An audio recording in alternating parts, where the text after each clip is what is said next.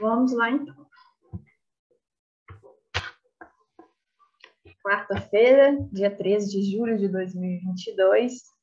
É com grande satisfação que apresentamos a 12ª sessão clínica da Associação Brasileira de Medicina Legal e Perícias Médicas, Regional Minas Gerais, com o tema Burnout, doença ou condição. Qual é o profissional habilitado para diagnosticar e estabelecer o nexo com o trabalho? Meu nome é Lorena Barcala Reis, eu sou membro da comissão científica, também composta pelos doutores Guilherme Chaves, nosso diretor, doutora Adriana Cunha, doutora Flávia Costa e doutor Fernando Esber. Nosso vice-presidente é o doutor Demercindo Brandão Neto e a presidente, doutora Elisete Rocha. Passo a palavra aqui ao doutor Demercindo, que está nos acompanhando, para fazer uma abertura. Meu boa noite oficial a todos. Os nossos agradecimentos aqui ao palestrante, né, e aos debatedores, especialmente ao doutor Carlos, que, não sendo médico, é um esforço especial para vir participar conosco. O médico, a gente já tem mesmo uma participação que é uma troca até profissional entre a gente, mesmo que a gente esteja conversando com o professor, né? Então, um agradecimento especial. Agradeço a comissão científica e agradeço a todos os que inscreveram e que estão aqui participando. A Regional Mineira espera, mais uma vez, estar passando uma página importante na vida acadêmica da perícia médica no Brasil. Né?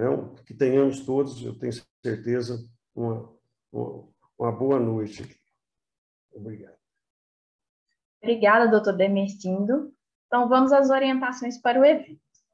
Os nossos eventos, como eu disse, acontecem mensalmente, de forma gratuita, com inscrições através do Simpla e utilizando-se da plataforma Zoom.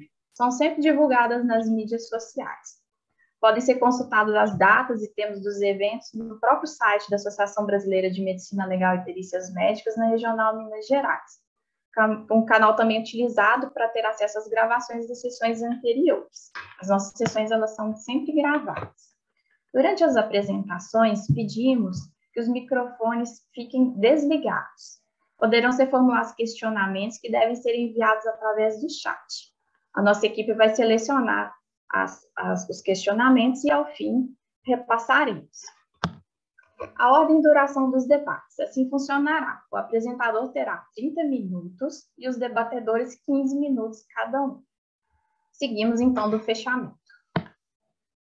Devemos lembrar que sempre há divergências de ideias, né, de opiniões. São costumeiros nos nossos eventos, porém sempre primamos pela urbanidade. Vamos às apresentações, então. Vou iniciar, então, com o nosso palestrante, o Dr. Pedro Shozawa, que é médico psiquiatra, possui doutorado em psiquiatria, realizou residência médica no Centro de Atenção Integrada à Saúde Mental, quando começou a se aprofundar no empolgante campo da pesquisa clínica. Após, passou com o laboratório de neuromodulação clínica. Depois, realizou especialização em pesquisa clínica aplicada pela Harvard Medical School. Atuou como psiquiatra em diferentes serviços assistenciais e acadêmicos da capital paulista e atualmente é membro da Behavioral and Brain Science Society de Cambridge. Desde 2014, atua como professor do Departamento de Psiquiatria da Faculdade de Ciências Médicas, acho que da Santa Casa de São Paulo, como orientador do Programa de Pós-Graduação em Ciências da Saúde, Stricto Sensu. Atua também como Head do Turner Data Lab e é cofundador da Jungle Medical. Fica com a palavra, doutor Pedro. Bom, pessoal, boa noite a todos. Um prazer muito grande estar aqui. Quero agradecer imensamente a doutora Lorena, ao doutor Guilherme, pela gentileza do convite e organização do evento. Ao doutor Carlos, que conheço hoje, e o doutor Estevam, que, né, já ensinou muito para a gente, tem um grande livro, o Burnout, a doença que não existe, já faço aqui a polêmica, já estivemos juntos em alguns encontros, é um grande nome na psiquiatria, e também muito feliz de conhecer pessoas novas e de rever grandes amigos, né? Como a gente está encontrando aqui a doutora Priscila, a doutora Tereza, o doutor Marden, né? A doutora Gleide, o doutor Rômulo, grande amigo, né? Todos aqui presentes, um prazer muito grande estar aqui. Pessoal, apesar de ser psiquiatra, prometo não falar muito, o que é difícil. vou partilhar alguns slides. Posso?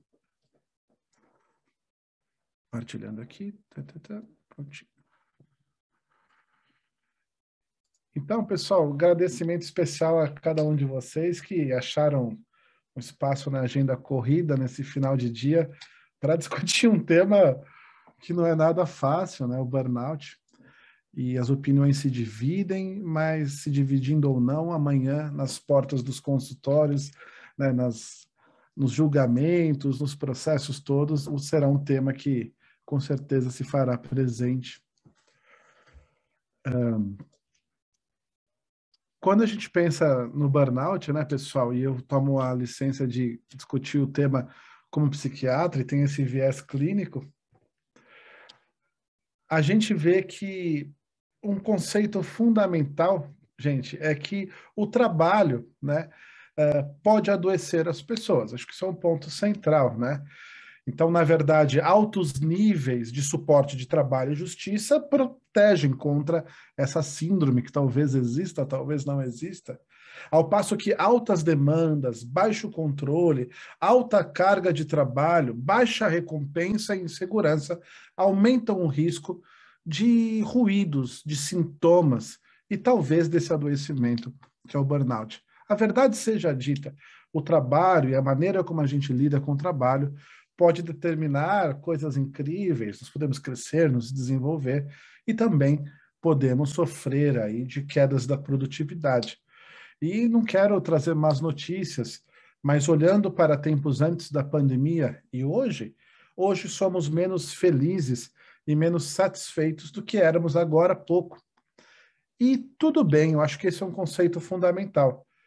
Quando a gente fala em saúde mental e saúde emocional, pessoal, uma das coisas que vem à tona imediatamente é eu tenho que ser feliz o tempo inteiro. E aí isso é um desastre, né? Esse positivismo tóxico que a gente vê no dia a dia, ai, que bom que teve a pandemia, que bom que está chovendo, que bom que não sei o quê, isso faz mal para a saúde, né? E a gente pode ter um dia de fúria, a gente pode ter um dia que não está muito bem, que acordou com o pé esquerdo, e se perder um pouco as estribeiras, falar o que não deve, falar que peça desculpas depois, mas que a gente possa lembrar que a gente não é de ferro, a gente é de carne e osso e sangra todos os dias, já diria o poeta. Então, pessoal, primeiro conceito aqui, a gente não tem que estar se sentindo bem o tempo inteiro. Isso é uma das coisas que a gente mais vê. Hoje, qualquer mau sentimento, qualquer indisposição, automaticamente vira algo que eu não posso sentir. Eu tenho sentido estresse, e quem diz que estresse é ruim? Eu tenho insônia e preciso tomar um remédio, e quem diz que você não deve fazer uma boa higiene do sono?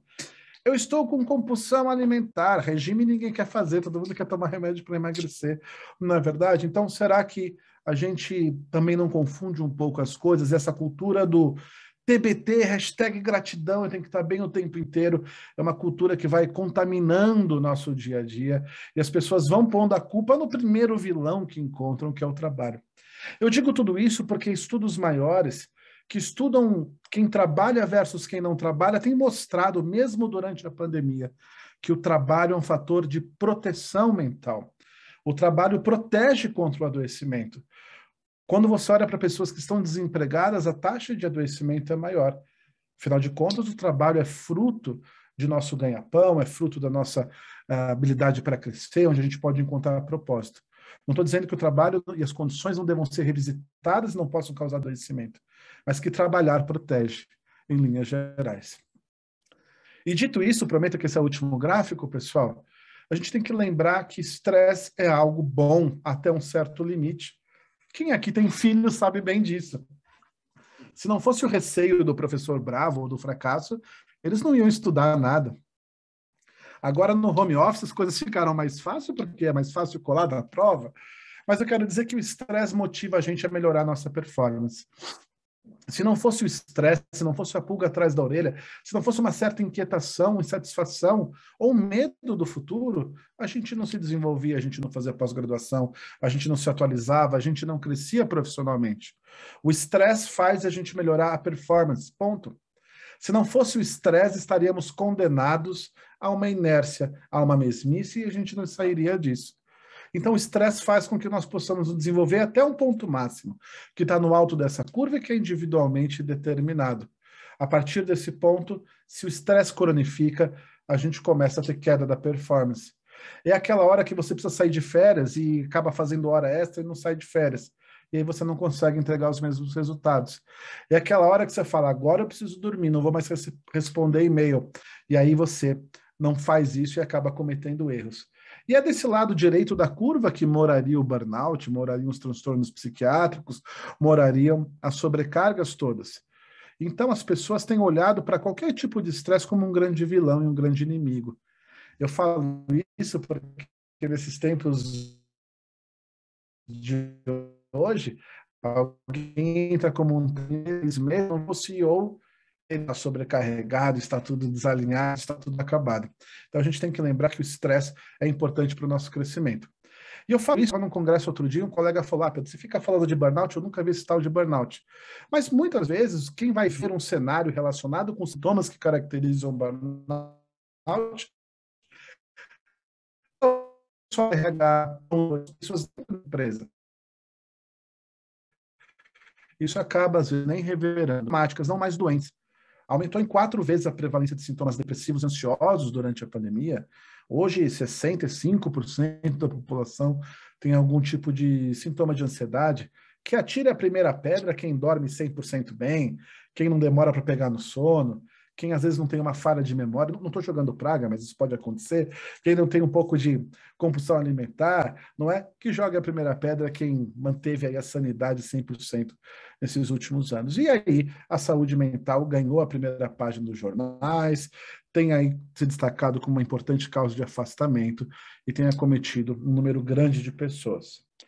E aí, pessoal, eu quero lembrar que as doenças psiquiátricas, como depressão, esquizofrenia, transtorno obsessivo-compulsivo, são todas doenças poligênicas e multifatoriais, onde eventos do dia a dia contribuem para a sua gênese e questões genéticas também. Quando a gente olha para a questão das doenças relacionadas ao trabalho, ou no caso específico do burnout, o que a gente vê, pessoal?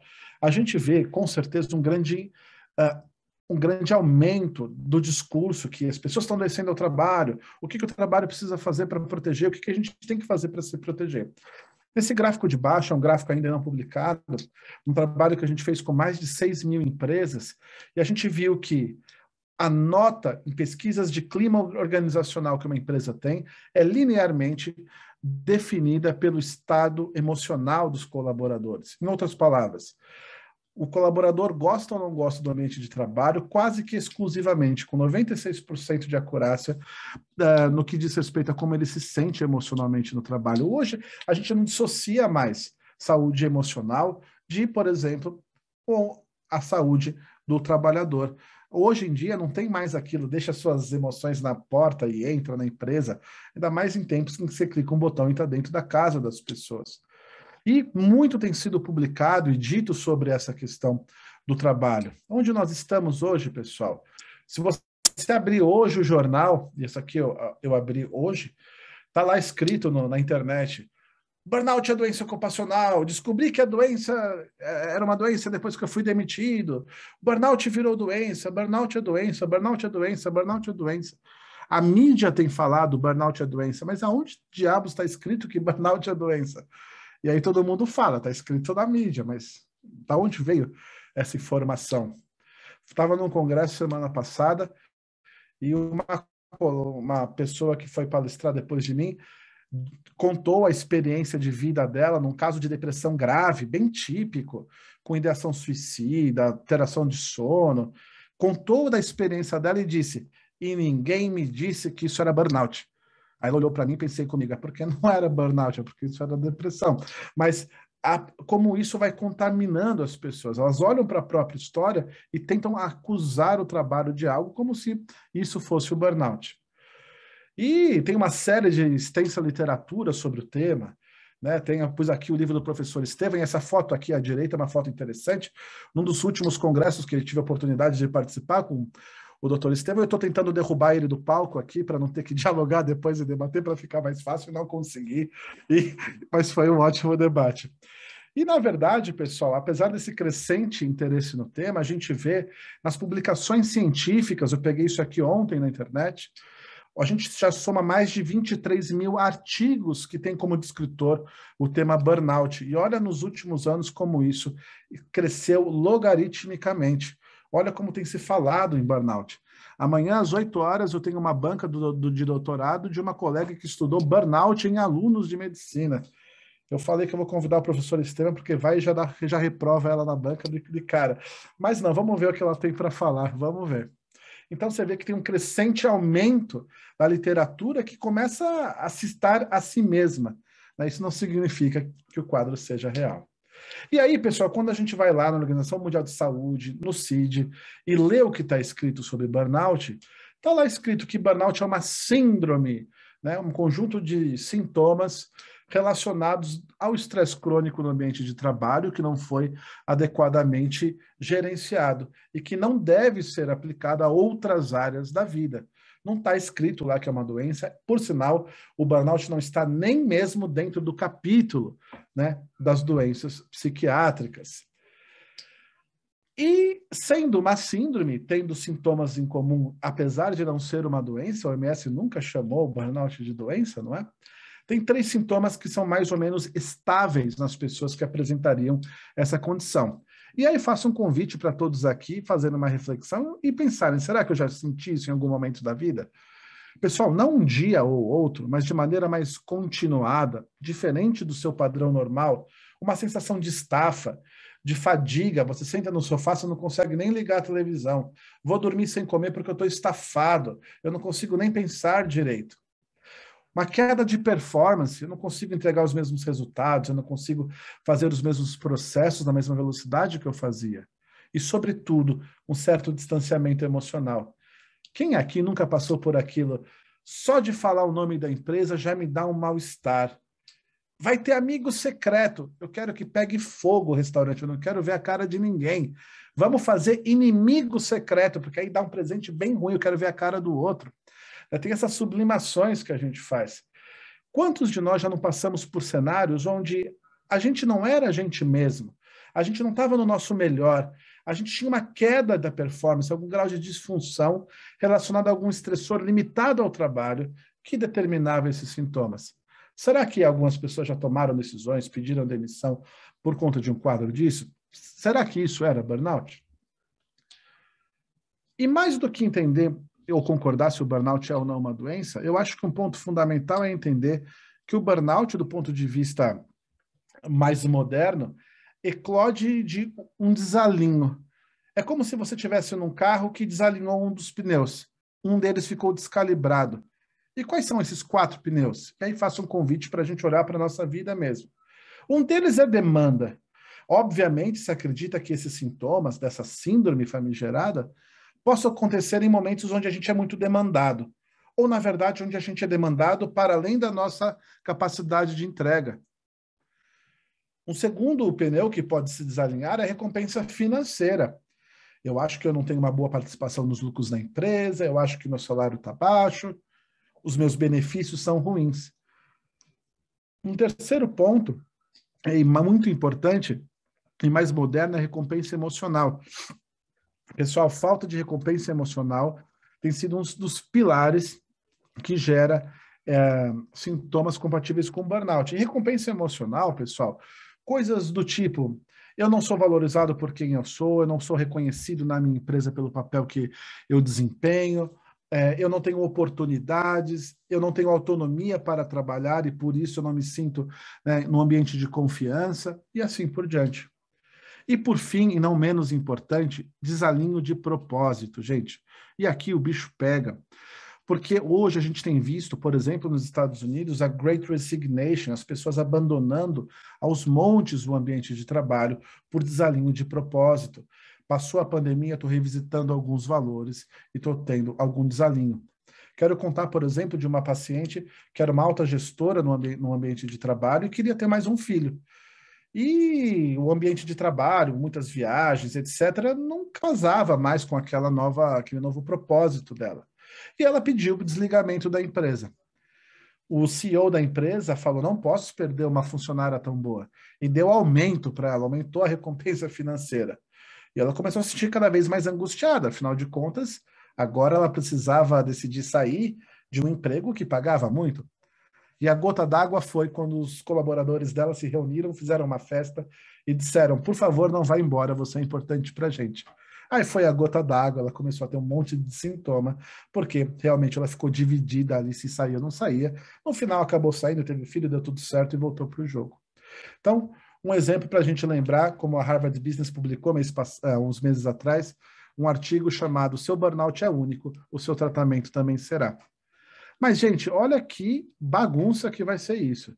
Porque quando a gente fala que desalinho de propósito pode causar burnout, em tese, você está falando de desalinho de propósito, por exemplo, numa empresa que trabalha com funcionários que são baby boomers, e são aquelas pessoas leais à empresa, que vão crescer profissionalmente, e que pela força do seu esforço conseguirão chegar em lugares legais e vão construir um legado.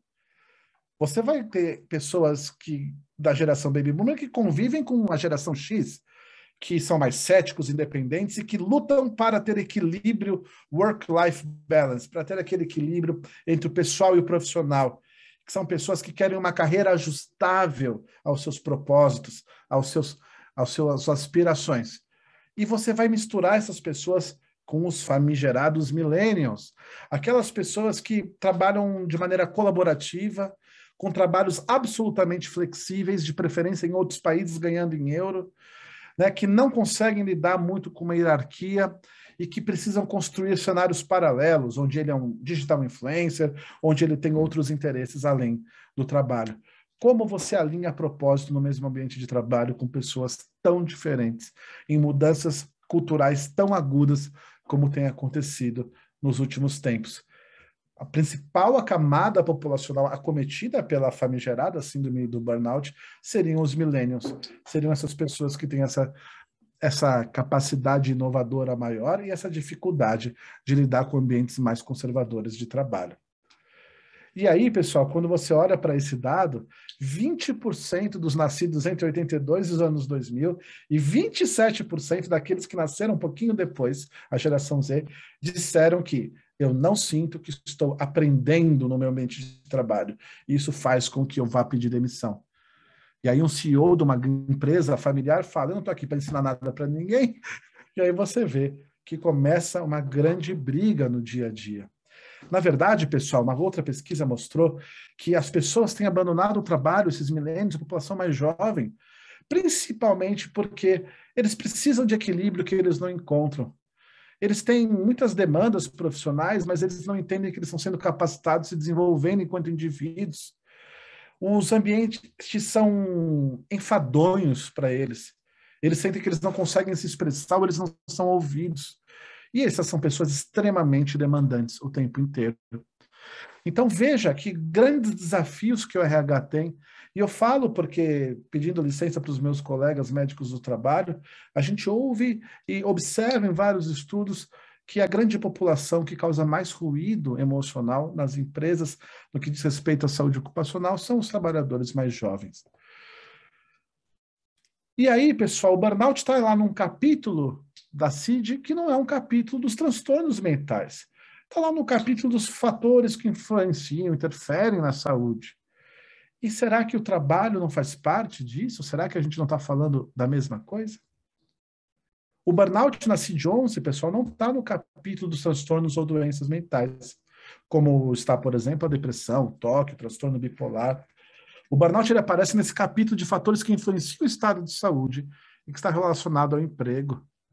Outros exemplos incluem aí questões como problemas associados ao horário de trabalho estressante, dentre outros. Ninguém disse que é uma doença. Quem disse que a doença foi o jornal, foi a revista. Outro dia uma repórter me ligou e estava conversando sobre isso e eu falei, mas quem disse para a senhora que é uma doença? Aí ela me respondeu, você não lê jornal, não? E eu falei, leio, né? Mas tudo bem. E estou dizendo isso, pessoal, porque o mais importante que a CID-11 fez, que a Organização Mundial de Saúde fez, foi o seguinte. Quer falar em burnout, campeão? Fala, ela disse assim. Mas tenha certeza que você excluiu transtorno de ajustamento, transtornos relacionados ao estresse, transtornos ansiosos e transtornos de humor. E o que será que sobra quando a gente passa esses filtros? E aí, eu vou dizer, professor Estevam, que eu vou devolver o dinheiro do meu primeiro livro, que talvez não sobre muita coisa. Talvez boa parte das doenças fiquem nesse filtro. Então, quando a OMS chama atenção para a questão do burnout, ela chama atenção para a questão de veja com cuidado outras doenças que mimetizam muito e que têm sintomas muito parecidos com burnout e que têm tratamentos mais específicos. Cuidado para não chamar tudo de burnout. E eu digo isso, pessoal, porque vou citar rapidamente, peço licença aos meus amigos que não são médicos para falar dessa chatice, mas quando a gente fala em ansiedade generalizada, por exemplo, a gente tem critérios bem específicos que devem ser afastados antes de falar em burnout. Por exemplo, preocupação excessiva, dificuldade de controlar essa preocupação, sensações físicas como inquietação, fadiga, dificuldade de concentração, tensão muscular, por mais de 6 meses.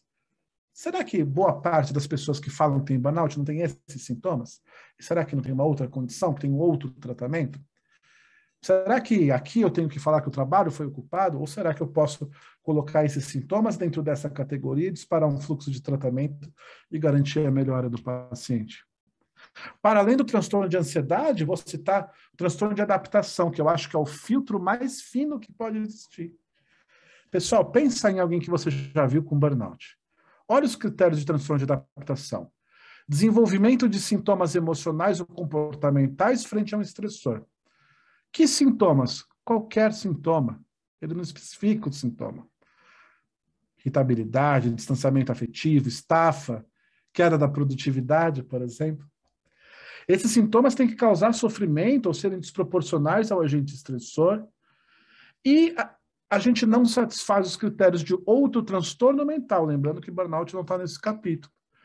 Uma vez cessado o estressor, o quadro se resolve.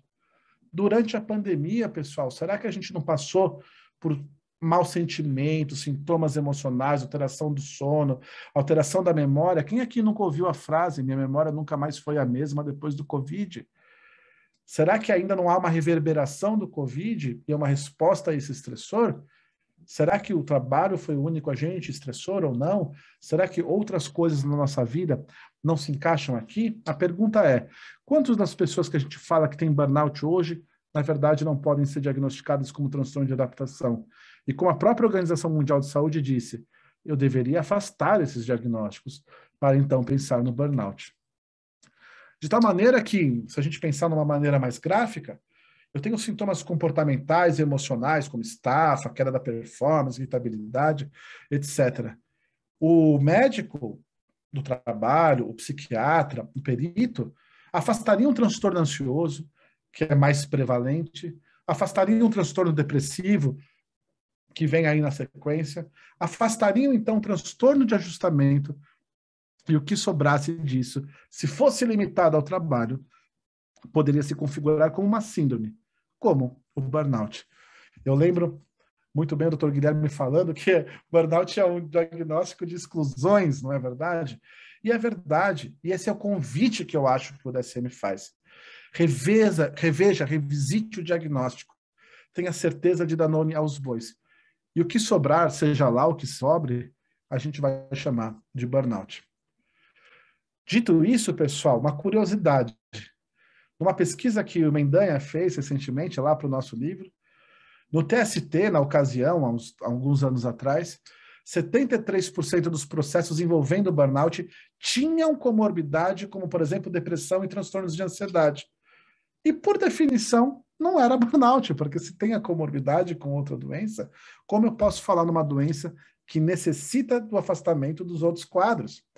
Então, as pessoas, eu posso citar um exemplo, os pacientes às vezes me ligam e falam assim, Pedro, você trata burnout? Eles já vão com a ideia de culpabilizar ou achar o agente causal daquilo. E, de novo, eu não estou falando que o trabalho não adoece. Eu estou falando que eu sou médico, o que eu posso fazer é tratar algumas doenças dentro de alguns protocolos, de acordo com alguns critérios. né? E as pessoas vão buscando alguns culpados como se isso mudasse alguma coisa. E tem uma grande confusão. A pessoa confunde. Eu não me sinto bem 24 horas por dia, o meu trabalho é demandante, com eu tenho ansiedade por causa do burnout. E ninguém vai se ver com seus demônios, pessoal. Isso em linhas gerais, com a falta de espiritualidade, com hábitos ruins de vida, com a má higiene do sono e assim por diante. Dito tudo isso, pessoal, tem aí a resolução do CFM, que muitos conhecem, né, a resolução 2297, que diz assim: para o estabelecimento do nexo causal entre os transtornos de saúde e as atividades do trabalhador, além da anamnese, do exame clínico, dos relatórios dos exames complementares, é dever do médico considerar o estudo do local de trabalho, o estudo da organização do trabalho, dados epidemiológicos, a literatura científica, a ocorrência de quadros em trabalhadores expostos ao mesmo risco, a identificação dos riscos como estresse e o depoimento dos trabalhadores. Ao médico assistente é vedado determinar nexo causal entre doença e trabalho sem observar o contido nesse artigo e seus incisos. E vou dizer, como todo psiquiatra que morre de medo das leis porque a gente não entende nada disso, eu falo agora que eu não vou diagnosticar mesmo o burnout, porque eu nunca fui no ambiente de trabalho de ninguém.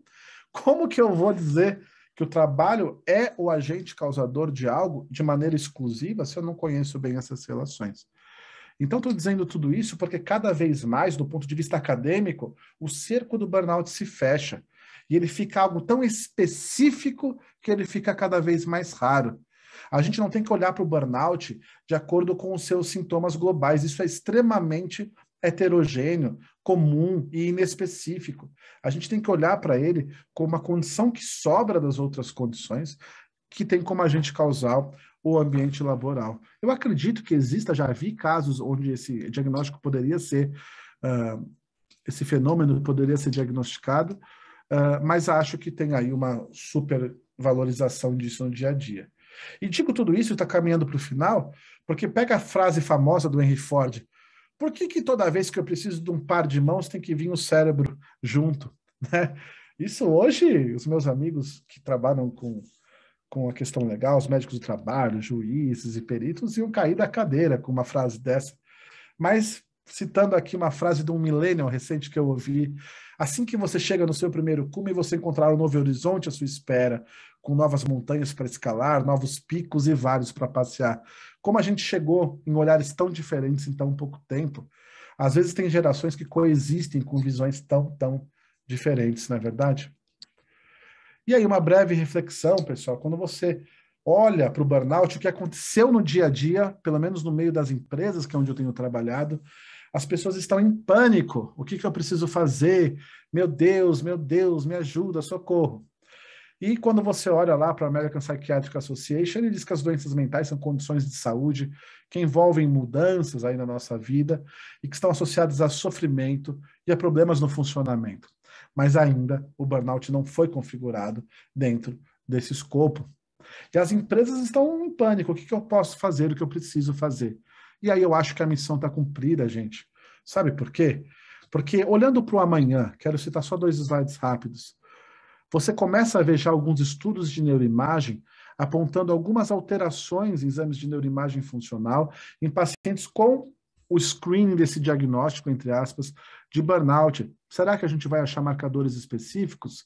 Vou dar a minha opinião, acho que não, a gente não achou isso nem mesmo para depressão. Mas já começa a ter na literatura citações de trabalhos que mostram alteração de neuroimagem em pacientes com a dita síndrome de burnout, quase como se quisessem achar um lugar onde aquilo pudesse acontecer. Esses achados ainda são inespecíficos, apesar de publicações de impacto estarem chamando a atenção para esses processos. E veja, pessoal, a gente tem visto que, então, que pessoas que têm essa estafa, esse mau sentimento, esse distanciamento, eles têm algum tipo de atividade cerebral alterada? Claro que vão ter, mas querer fazer uma relação causal ainda é prematuro, mas os trabalhos estão começando a ganhar força nesse sentido. E aí, pessoal, só para finalizar, eu acho que o grande ganho que teve desse boom errado de misinformation aí das mídias, de que burnout é uma doença, foi o seguinte: o burnout tem sido visto como uma possibilidade.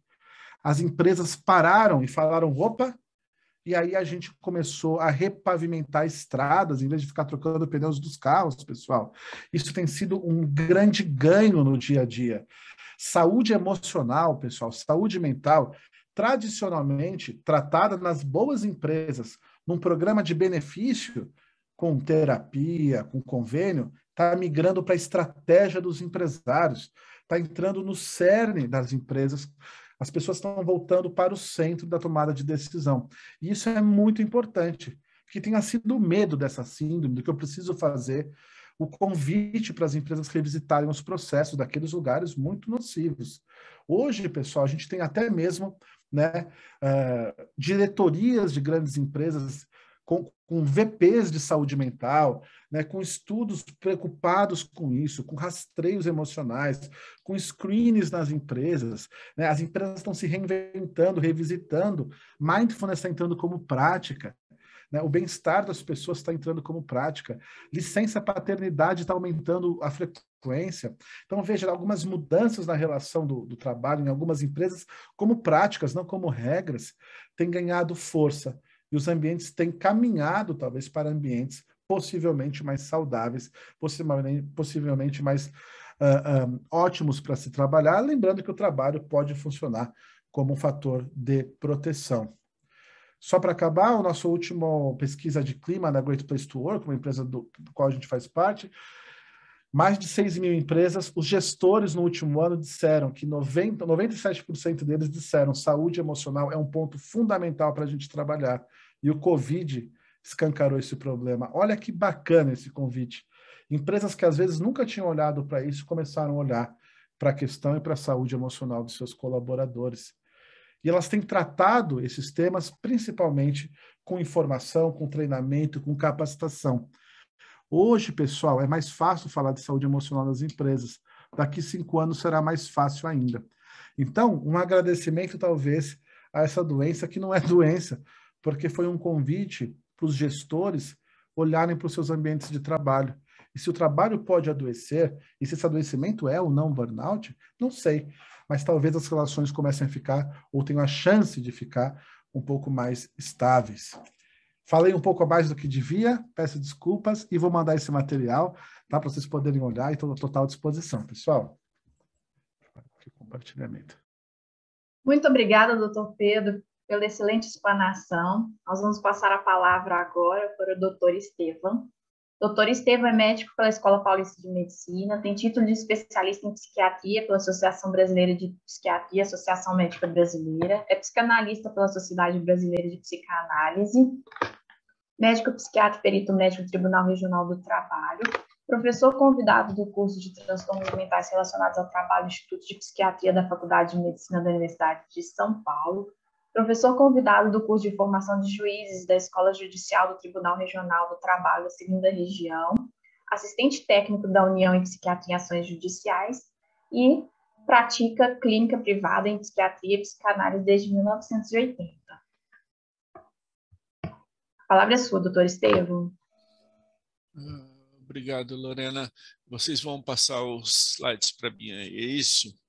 Ok, bom, inicialmente eu gostaria de agradecer muito ao convite da Regional Mineira, da Associação Brasileira de Medicina Legal e Perícias Médicas, particularmente na pessoa da doutora Lorena e do doutor Guilherme, e me sinto muito honrado e com muita satisfação que eu atendi ao convite de vocês. E vamos lá ao que eu tenho para falar.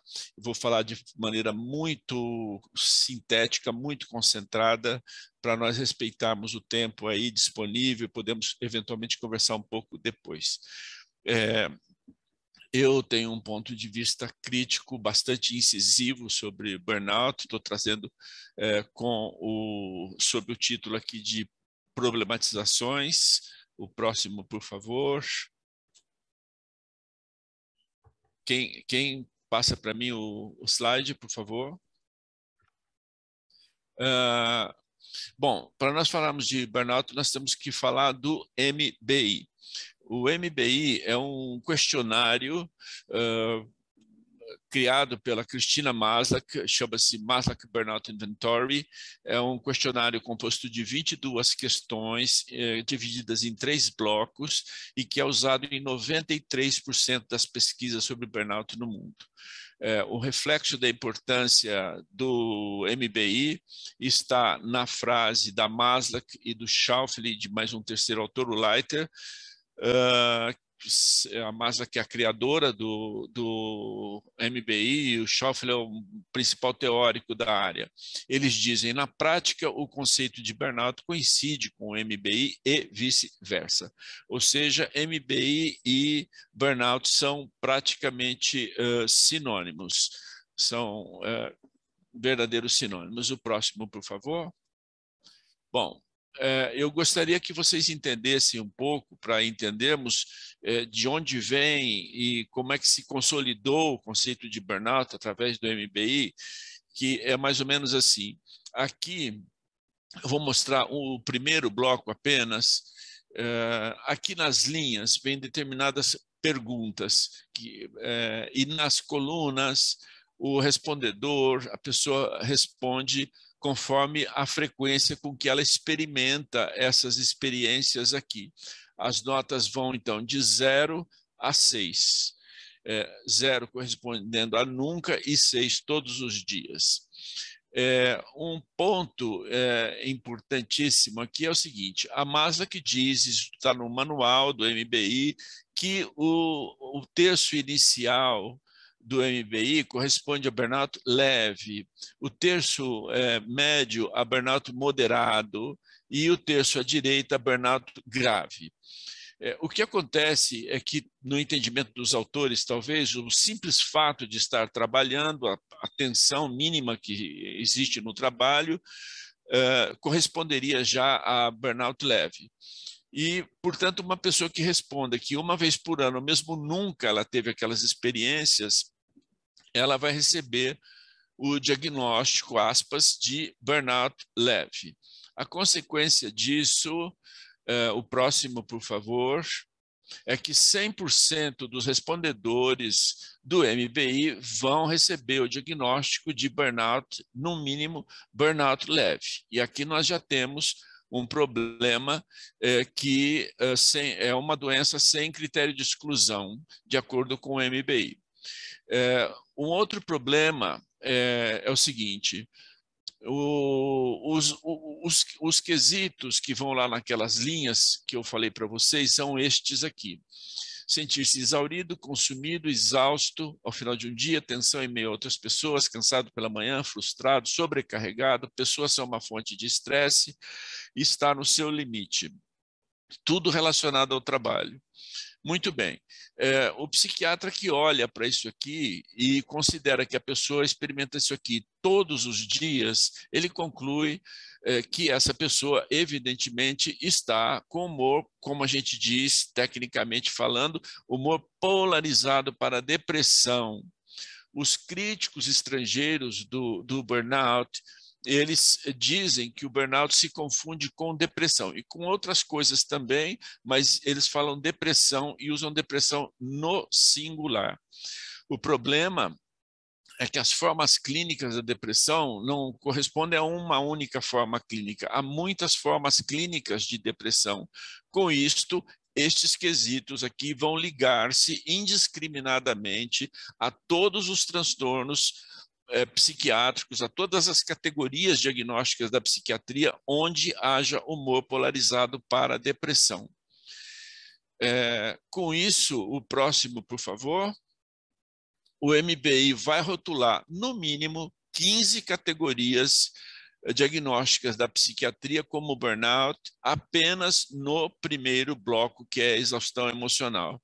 Que categorias são essas? De que categorias que eu estou falando, para nós ilustrarmos aqui essas categorias? O próximo, por favor.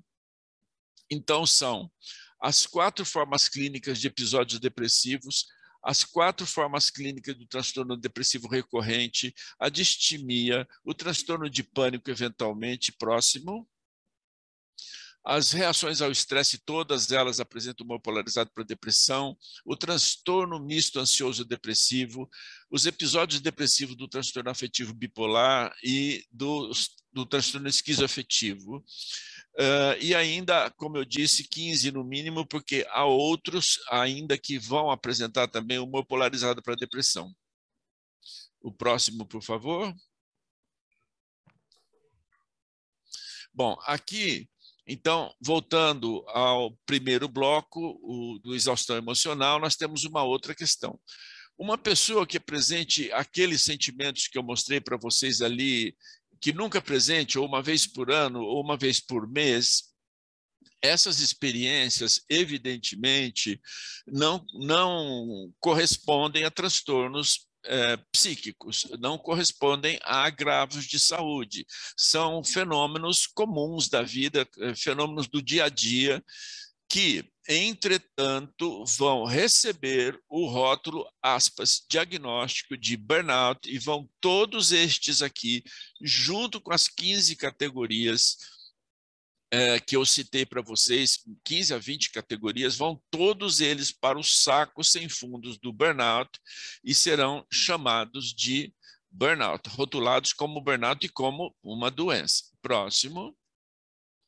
Agora, se nós sairmos um pouquinho do âmbito do MBI e formos olhar para o aspecto da clínica do burnout, a primeira coisa que nos impressiona, não é, a profusão de sintomas associados ao burnout, muitos sintomas. O Schauffele, que é o principal teórico da área, escreveu a Bíblia do burnout, que é prefaciado pela Maslow, que diz: essa é a única fonte que você deve consultar. Ele ele fez uma compilação na literatura internacional, próximo, por favor, e ele chegou a 132 sintomas. Eu, casualmente, encontrei mais 8 em literatura nacional, e que leva ao título de um dos capítulos do meu livro, sob forma interrogativa, síndrome com 140 sintomas. O próximo, por favor. Por outro lado, se nós sairmos do âmbito da clínica, eu não estou vendo o próximo aqui, se nós sairmos do âmbito da clínica e formos para o aspecto epidemiológico do burnout, nós, agora eu não estou vendo nada aqui, estou vendo a imagem do Nilo. Vou voltar a compartilhar, tá? Doutor? Só um minuto. Caiu.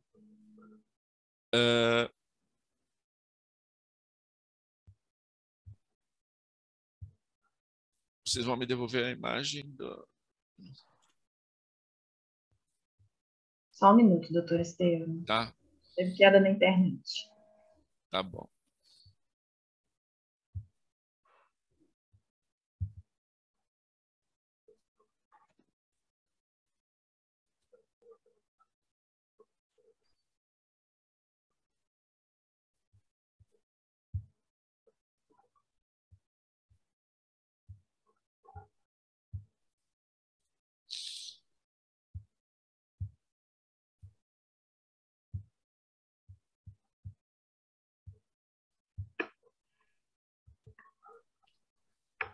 Então, obrigado. Vamos lá. Isso, vamos lá para isso aí, aqui. Então, se nós formos olhar para a epidemiologia do burnout, nós vamos encontrar também uma variação enorme, né, de achados epidemiológicos. Eu vou mostrar um único exemplo para vocês aqui, que é um estudo muito amplo que foi feito, uma revisão sistemática de prevalência de burnout entre médicos, publicado no Jornal da Associação Médica Americana em 2018. Essa revisão sistemática examinou 182 publicações numa população de 109.628 médicos de 45 países, cobrindo 27 anos.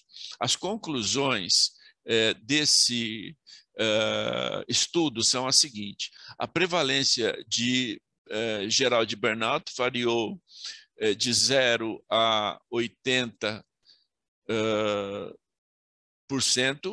As prevalências de exaustão emocional, despersonalização e baixa realização pessoal variaram de 0 a 86%, de 0 a 89%, de 0 a 87%, respectivamente. A segunda conclusão dessa revisão sistemática é que os estudos, vejam só, usaram pelo menos 142 definições únicas para atender aos critérios gerais de burnout ou subescalas de burnout, indicando discordância substancial na literatura sobre o que constitui burnout.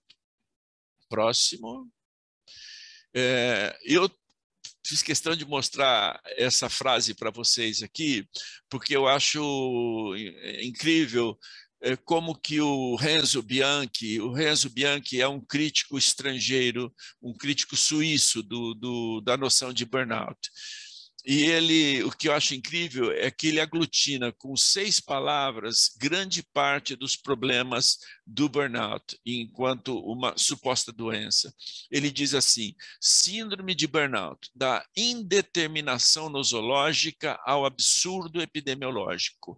Ou seja, se você não tem a doença descrita e caracterizada, com possibilidade de diagnóstico e diagnósticos diferenciais, as conclusões epidemiológicas, os achados epidemiológicos serão evidentemente absurdos ou nonsense, como diz o Bianchi. Próximo, por favor. Aqui eu vou me deter muito pouco aqui, apenas sinalizar que o MBI é um bem privado, é um bem particular. O MBI tem dono, é sujeito a direitos autorais, não está disponível para livre publicação e livre discussão nos meios de divulgação científica. Isso tem uma série de desdobramentos, eu não vou me deter muito aqui para não ultrapassar o meu tempo. Próximo, por favor, se for o caso, a gente volta isso aqui um pouquinho.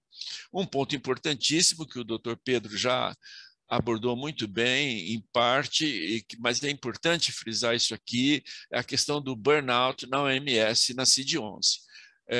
O que a OMS está dizendo sobre burnout é exatamente o oposto do que está circulando assim profusamente desde o início desse ano aqui no nosso meio, que é o seguinte: no dia seguinte à apresentação da CID-11 numa coletiva de imprensa, no dia seguinte a OMS publicou a seguinte nota: burnout está incluído na CID-11 como um fenômeno ocupacional, não é classificado como uma condição médica.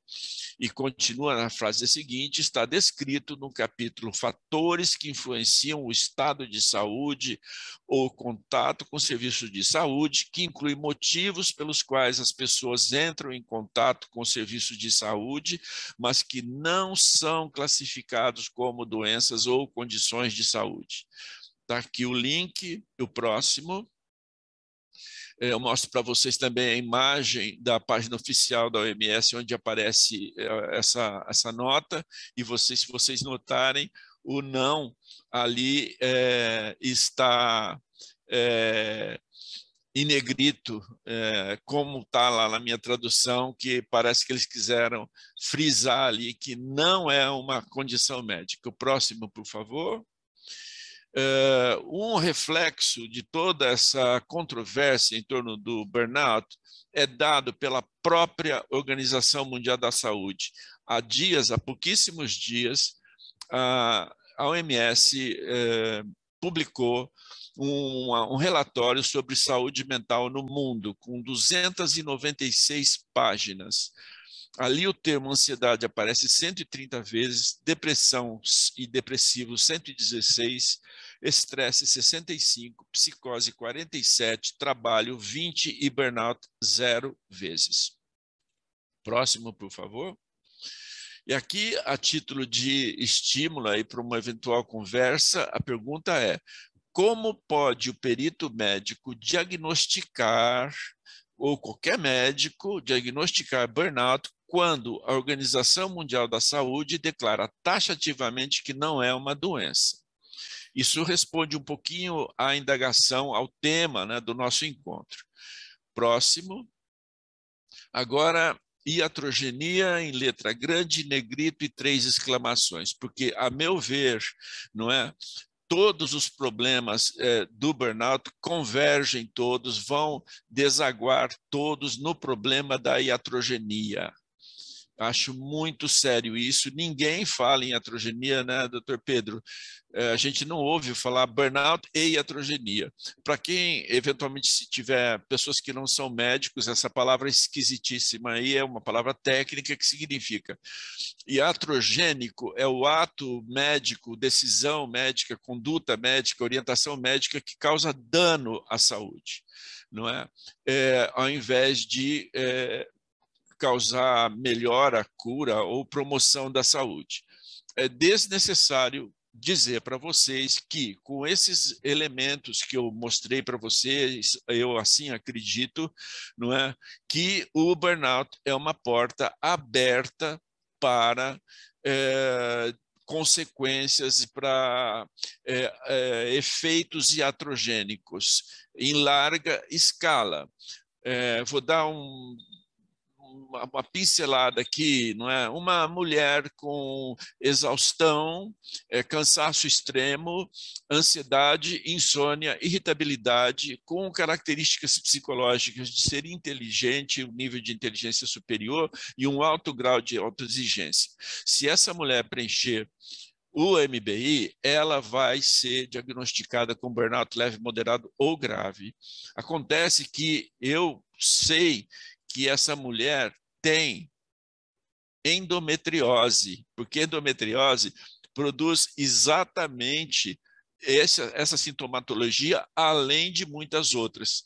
Como eu costumo dizer, como o burnout é uma doença sem semiologia, essa mulher vai para casa pensando que o que ela tem, na verdade, é burnout e não endometriose. Aliás, parece que há dias aí uma pessoa bastante conhecida no nosso meio, uma pessoa bastante inteligente, uma artista, ela declarou que demorou 7 anos para descobrir que ela tinha endometriose. Outros exemplos muito mais numerosos é que a direita lá do bloco EE, que eu mostrei para vocês, que se confunde com as categorias diagnósticas psiquiátricas, suponha um caso de depressão grave com risco de suicídio. Vai passar por burnout, o sujeito vai para casa pensando que ele tem burnout. À direita, muitas daqueles fenômenos que são próprios da vida, que não caracterizam um agravo de saúde, não caracterizam um transtorno mental, serão considerados doença, entre aspas, e muitos deles indevidamente medicados. Eu vou ficar por aqui, porque eu acho que o meu tempo já deu. Se tiver mais alguma coisa, próximo, por favor, a gente pode conversar conforme as possibilidades nossas aí. Eu deixo aí o meu contato, eu gosto muito de conversar, ideias, críticas, sugestões, indagações, bate-papo. Estou inteiramente à disposição. Novamente, muito obrigado, gente. Muito obrigada, doutor Estevão, pela excelente palestra. Vamos passar agora a palavra para o juiz, Dr. Carlos Eduardo Oliveira Dias, que é pós-doutor multidisciplinar em Ciências Sociais, Humanidades e Artes do Centro de Estudos Avançados da Universidade Nacional de Córdoba, doutor em Direito do Trabalho pela Universidade de São Paulo, é mestre pela Pontifícia Universidade Católica de São Paulo, pós-doutorando em Economia Social e do Trabalho pelo Instituto de Economia da Unicamp, conselheiro do Conselho Nacional de Justiça, foi durante 2015 e 2017, foi juiz auxiliar da Corregedoria Geral da Justiça do Trabalho de 2018 a 2020, juiz auxiliar da Vice-Corregedoria do TRT 15, juiz titular da Primeira Vara do Trabalho de Campinas, São Paulo, Tribunal Regional do Trabalho da 15ª Região, professor do curso de pós-graduação Lato Sensu da Universidade Presbiteriana Mackenzie, em Campinas, professor do curso de pós-graduação Lato Sensu da Faculdade de Direito de Franca, São Paulo, professor convidado dos cursos de pós-graduação Lato Sensu da Faculdade de Direito da Universidade de São Paulo, da Pontifícia Universidade Católica de São Paulo, da PUC São Paulo, e da Escola Superior de Advocacia. Com você, doutor Carlos.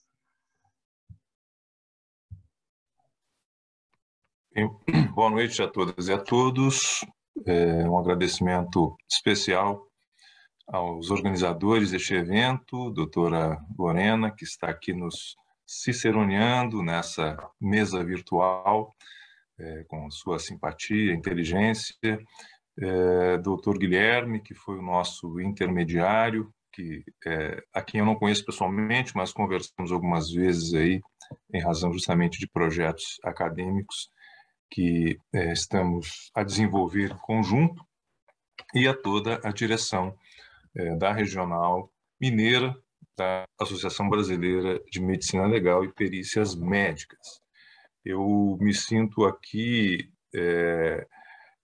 uma vez eu brinquei que uma das raras vezes que eu estava na mesa de debates com 5 mulheres e mais eu, né? Eu dizia que eu, que sou homem, branco, finalmente me sentia numa minoria, né? Porque numa mesa com tantas mulheres inteligentes falando e só eu de homem, e eu falei, agora eu senti na pele o que é integrar uma minoria. E aqui eu estou quase isso, né? Estou vendo aí um grande público da área médica, tem algumas advogadas e advogados que eu já identifiquei aqui, alguns colegas, alguns que foram meus alunos e alunas, e doutora Andréa, né, também havia aí, doutora Maria Cristina, juíza aposentada, doutora Mônica, advogada, e tantos outros que estão aí. E eu me sinto extremamente honrado de participar deste debate com vocês, altamente qualificados, só pelas falas iniciais aí, e me sinto assim extremamente honrado de ter esta oportunidade. Eu, justamente a partir, né, de todo o efeito que foi causado com essa nova classificação, nova CID, apresentando o burnout nas condições que os meus antecessores aqui já expuseram, eu fui chamado algumas vezes para falar deste assunto, e eu asseguro a vocês que essa primeira parte das exposições que foram feitas aqui me enriqueceram bastante, inclusive esclarecendo muitas dúvidas que eu tinha, porque naturalmente é uma seara que eu não domino. A minha área é particularmente a área jurídica e hoje também estou estudando Economia Social e do Trabalho na Unicamp. Eu agradeço de início esta oportunidade de ouvir, né, e apreciar essa controvérsia que foi feita. E desde logo, né, assinalo que não vou cometer a ousadia nem o atrevimento de tentar debater se burnout é uma doença, se é uma síndrome, se é um transtorno, se é um elemento aí reconhecido ou não pela Organização Mundial da Saúde, porque naturalmente vocês trabalharam isso com muito mais habilidade, muito mais competência do que eu poderia em toda a minha vida tentar fazer. Eu não vou me arriscar para não passar vergonha. Mas eu vou me fundar, né, a partir desses elementos que foram traçados por vocês, tentar expor o que isso significa para o Poder Judiciário, né, para o direito em geral, né, para o poder Judiciário em particular, considerando que nós estamos aqui na casa de uma instituição que reúne peritos médicos, profissionais de medicina legal. Bem, o que essas situações de doenças, transtornos, síndromes e todos os outros males que acometem os trabalhadores importam para nós, integrantes do sistema de justiça trabalhista no Brasil, juízes, advogados, procuradores? É saber se, a partir deste fato, né, ocorreu um dano ou não. Porque nós temos um tripé, uma tríade, que estabelece o chamado dever de indenizar, não é? Que acontece em qualquer ramo da vida, em qualquer circunstância da vida, desde um acidente de trânsito, um dano qualquer que se tenha. O primeiro é o fato, o segundo é o dano, que é o elemento final, e o terceiro, o nexo de causalidade. Os que são peritos e peritas, naturalmente, estão bastante habituados com essas informações, mas eu quero assinalar o que é importante para nós quando nós fazemos essa avaliação. Primeiro, identificar o fato. Qual é o fato em si, né? O que gerou aquele dano e, naturalmente, identificar se esse dano aconteceu ou não. Esse dano, hoje, no nosso regramento, ele pode ter duas dimensões. A dimensão patrimonial, que é aquela que vai derivar ou de dispêndios, despesas que o trabalhador teve com aquela situação, com aquela doença, aquele transtorno ou algo do tipo, e ainda um dano que pode derivar da perda de sua capacidade laborativa. Por isso, o questionamento que sempre se faz em perícias de diagnóstico é se há ou não perda ou redução da capacidade de trabalho, se é temporária, se é permanente, não é? Se é total ou se é parcial. Aqueles elementos que são clássicos, tanto para a configuração dos direitos previdenciários como do dever indenizário trabalhista. E o ponto central que nós temos aí, nesse debate, né, e é o que norteia esse diálogo que nós estamos traçando aqui, é justamente o nexo de causalidade, que para nós é o elo de ligação entre o fato e o dano. O fato, uma doença, uma síndrome, um transtorno ou qualquer tipo de elemento que acometa o trabalhador, e o dano é essa perda de capacidade ou não. Acabei me esquecendo de falar uma outra coisa, não é só o dano patrimonial que existe. O dano patrimonial é este que acabei de mencionar. Mas hoje nós temos uma nova dimensão de danos, que são chamados danos extrapatrimoniais, os quais, ou dos quais se destaca aquele mais conhecido, que é o chamado dano moral, ou seja, o dano que afeta a honra subjetiva da pessoa, que é aquele dano que atinge alguém pelo simples fato de ter, de alguma maneira, abalado a sua honra subjetiva, a sua dignidade. E mais do que isso, há uma figura que também hoje vem sendo desenvolvida na jurisprudência, na literatura trabalhista, que é o dano existencial, que hoje, inclusive, tem uma previsão específica na CLT e que é compreendido pelo fato de que aquela circunstância que o empregado teve, né, por ocasião do trabalho, comprometeu a sua própria existência social, suprimindo dele oportunidades de vida em família, em sociedade, de atividades de lazer, atividade com seus amigos e tudo mais. Isso também é um bem jurídico que é passível de indenização quando devidamente caracterizado. Mas voltando ao nexo de causalidade, eu tenho o fato, que é essa circunstância, a doença ou transtorno, qualquer coisa que seja, e tem o dano, que pode ser patrimonial, extrapatrimonial. E o grande problema para nós, especialmente em se tratando de doenças, de alguma maneira relacionadas ao trabalho, doenças do trabalho, doenças profissionais, segundo a classificação que é dada pela nossa legislação, né, a lei que trata disso, ela classifica dessas duas maneiras, é justamente tentar identificar se existiu algum tipo de influência do elemento trabalho como um fator que possa ter causado ou colaborado, contribuído para que aquele dano, né, pudesse se configurar, né? Então é um grande mistério para nós aí a identificação desse chamado nexo de causalidade. E no mais das vezes, né, e aqui eu faço uma pequena abertura conceitual para também explicar que quando eu estou falando disso, eu estou falando de tipo de situação, desde as doenças osteomusculares ou outras doenças, surdez ocupacional, qualquer delas, e também, claro, os transtornos mentais, sempre configurando, sempre identificando o quanto o elemento trabalho foi um fator que contribuiu ou causou este dano ao trabalhador ou à trabalhadora. E nós sabemos, o Dr. Pedro muito bem citou isso, né? Vocês, aliás, sabem disso muito melhor que eu, doenças ou transtornos, e particularmente os transtornos mentais, que são multicausais ou multifatoriais. Tem vários fatores que são capazes de produzir, de alguma maneira, esta consequência, né, para o trabalhador quando deles é acometido. E é esse o ponto que me parece aí mais importante nesse nosso debate, né? Por quê?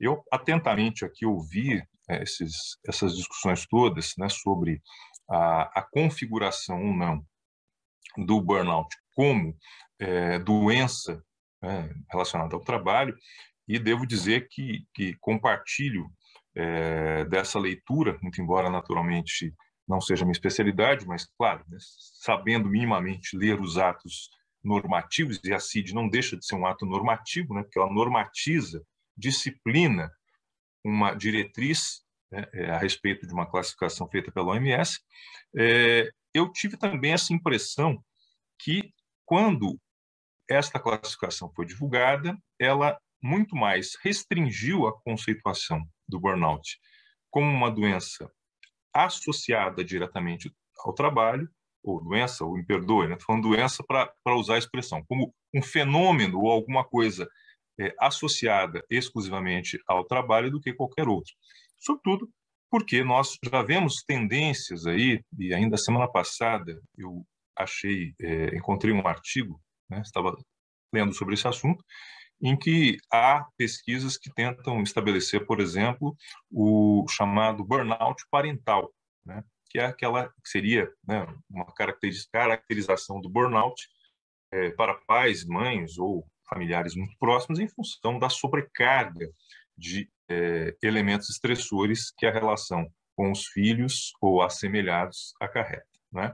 E isso me causou justamente essa dúvida, né? Bem, mas se ali na própria definição da CID está estabelecido que é algo que tem como elemento necessário o trabalho, como nós vamos estender isso para outros fatores, né?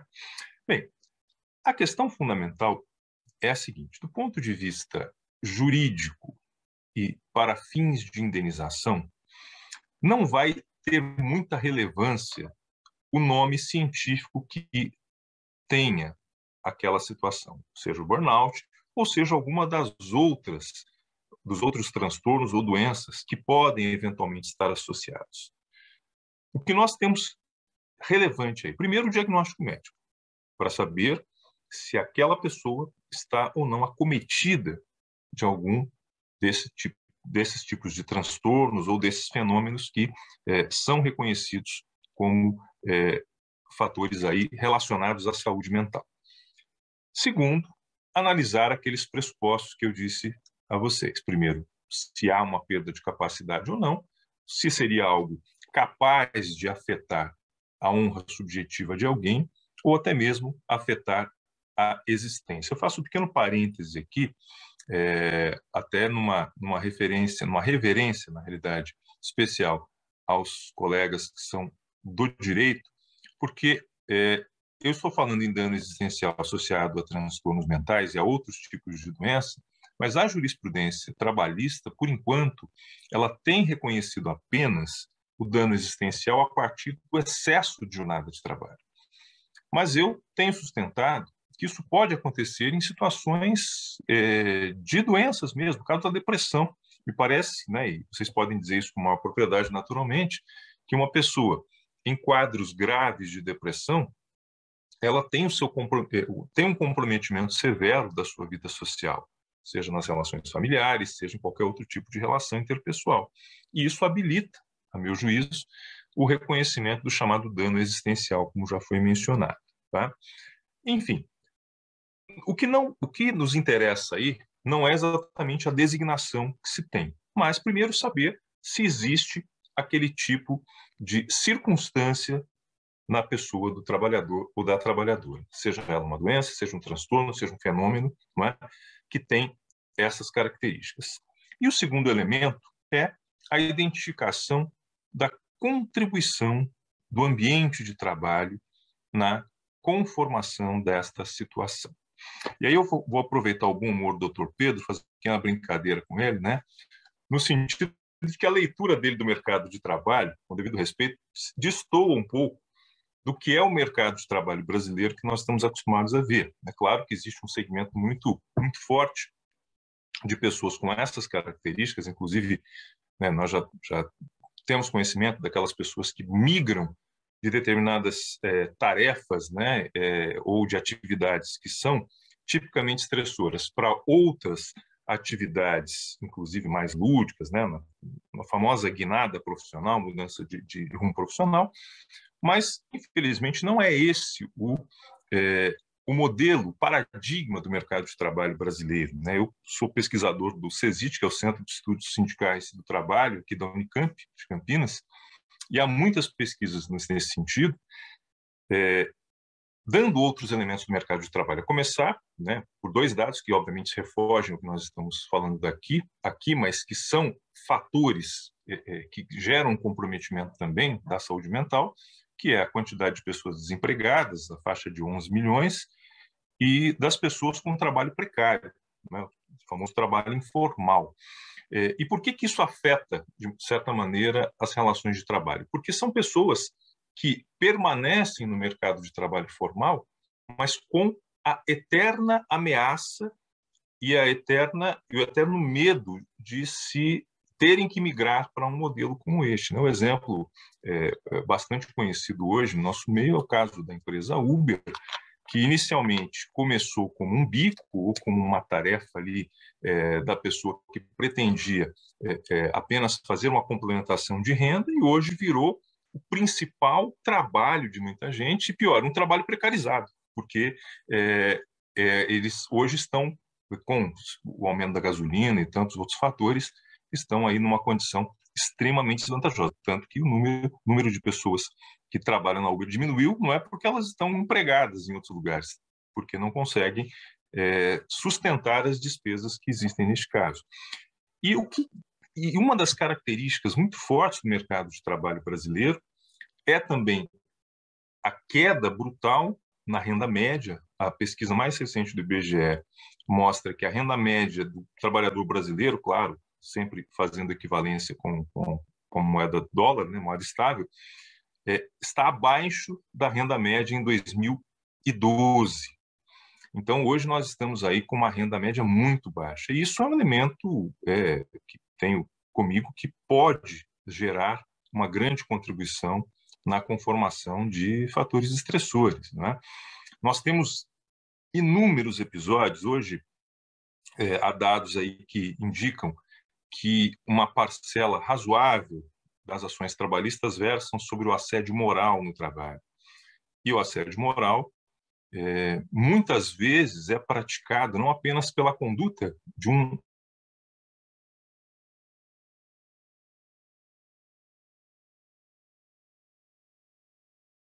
Eu acho que ele congelou. Estrutura da empresa acaba gerando uma necessidade de obtenção de metas, de alcance de resultados, né? Isso é uma coisa que acontece, inclusive, na atividade acadêmica.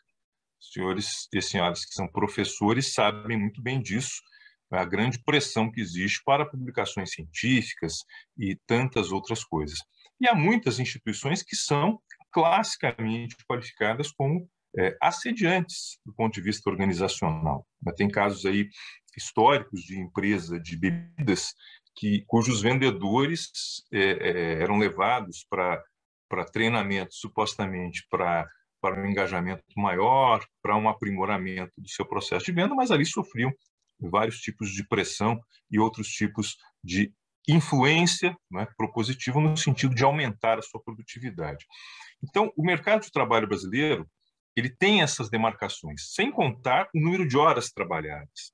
É algo que, por exemplo, eu já peguei aqui no interior de São Paulo, não sei se algum de vocês já enfrentou esse tipo de coisa, trabalhadores rurais indicando a existência de transtornos mentais em função do excesso de jornada de trabalho. Porque são profissionais que trabalham por regime de produção, ou seja, só vão ganhar se produzirem mais e, em regra, só trabalham na safra, que dura ali, às vezes, 7 meses, 8 meses no ano. Ou seja, basicamente, eles têm que trabalhar o máximo que podem no período de safra para poderem efetivamente ter um ganho que vá suprir as necessidades deles de todo o ano. Então, são trabalhadores, muitas vezes, submetidos a jornadas de 12, 14, 16 horas e que acabam adquirindo aí alguns transtornos, segundo a tese deles, naturalmente, né? Isso a gente analisa no âmbito do processo, também derivado do excesso de jornada de trabalho. Outro exemplo muito comum, caminhoneiros, pessoas que trabalham com transporte de cargas, praticam também essas jornadas lancinantes, inclusive muitas vezes à base de remédios para não dormir. Estou dando esses exemplos para evidenciar que, ao contrário do que possa parecer, né, quando a gente faz uma análise um pouco mais global assim, dos tipos de conflitos que surgem a partir justamente dessas características do mercado de trabalho brasileiro, nós identificamos, inclusive, a presença de situações alegadamente causadoras de algum tipo de transtorno mental, mesmo em trabalhadores que fogem um pouco daquele padrão, né, que nós estaríamos acostumados a ver na literatura como pessoas mais sujeitas, especialmente, à configuração do burnout. Né? E o que eu quero concluir com isso, né, já encerrando aqui a minha participação, é que nós não podemos olhar isso com conceitos pré-determinados. Né? Eu acho extremamente importante este reconhecimento feito pela OMS da vinculação do burnout com o trabalho, independentemente de se tratar de uma doença, de um transtorno ou qualquer outra classificação que se possa dar. E por quê? Porque nós saímos daquela ideia inicial, que vocês conhecem muito bem, de que o burnout estaria sempre associado a determinadas atividades profissionais. Porque isso, como tem mostrado a nossa experiência e alguns exemplos que eu citei a vocês aqui, todos esses casos que eu citei são de exemplos tirados da jurisprudência, de casos que foram trazidos à discussão sobre a existência ou não de algum tipo de transtorno mental. Não necessariamente burnout, mas transtorno de ansiedade, depressão e tantos outros. Mas a partir dos quais nós, ao fazer o exame dessas condições, nós então conseguimos estabelecer aí a responsabilidade do empregador. Eu lembro que lá no âmbito do decreto 3048 de 1999, já existe, né, a figura, vocês devem saber disso, no anexo 2, item 12, da chamada sensação de estar acabado, relacionada ali com transtornos mentais e do comportamento, né, classificado ali como uma doença. De novo, né, sem entrar no juízo meritório se está correto ou não, mas o que significa esse decreto 3048? Esse decreto é o decreto que regulamenta a Lei de Benefícios da Previdência Social, o regulamento da Previdência Social, e representa a diretriz que o INSS deve adotar no sentido do reconhecimento das doenças relacionadas ao trabalho. Isso já está colocado lá. Então, do ponto de vista normativo, e repito, aqui eu não estou fazendo juízo médico, eu não tenho competência para isso. Do ponto de vista normativo, já há esse reconhecimento. Né? Então, se o médico nos apresenta um diagnóstico nesse sentido, e hoje associado ao conceito trazido pela CID, eu tenho até elementos para reconhecer o nexo de causalidade, repito, se afirmado que é o burnout, mesmo sem fazer uma investigação aprofundada do local de trabalho. Né?